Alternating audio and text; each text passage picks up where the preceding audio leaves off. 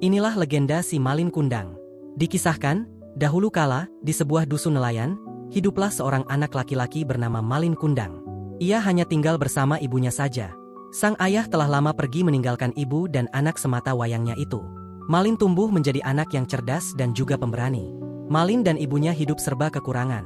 Hingga suatu saat, ketika Malin beranjak dewasa, ia berpikir untuk mencari peruntungan di negeri seberang, dengan harapan ia bisa menjadi saudagar yang kaya raya saat ia kembali ke kampung halamannya nanti.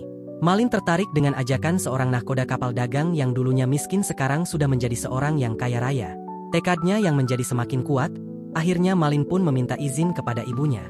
Ibunya Malin sempat tidak setuju dengan keinginan anaknya itu, tetapi karena Malin terus mendesak, akhirnya ia pun mengizinkan.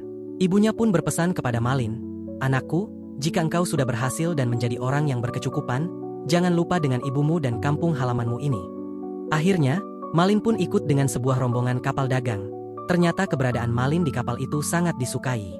Selain karena ia sangat rajin dan selalu siap menolong, ia juga seorang pekerja keras.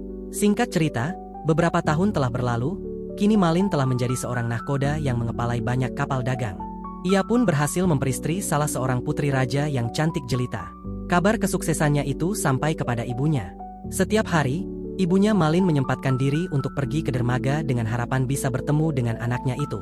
Suatu ketika, sampailah kapal Malin Kundang dan rombongannya di kampung tempat Malin dulu dibesarkan. Malin pun kemudian turun dari kapal. Ibunya Malin yang melihat putranya itu, kemudian menghampirinya dan memeluknya sambil berkata, "Wahai Malin Kundang, anakku, mengapa kau pergi begitu lama tanpa mengirimkan kabar?" Setelah dipeluk oleh ibunya, Malin Kundang justru segera melepaskan pelukan tersebut dan mendorong ibunya hingga terjatuh. Ia kemudian berkata, "Wanita tidak tahu diri, sembarangan saja mengaku sebagai ibuku." Malin berpura-pura tidak mengenal ibunya karena ia malu melihat ibunya yang sudah tua dan memakai baju yang sangat sederhana.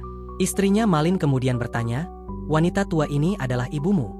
Malin menjawab, "Tidak, ia hanya seorang pengemis yang pura-pura mengaku sebagai ibuku agar mendapatkan hartaku." Melihat tingkah Malin yang congkak di depan istrinya, ibunya Malin merasa sakit hati. Tetapi ia tidak berdaya karena ia memang berpenampilan sangat sederhana dibandingkan anaknya itu.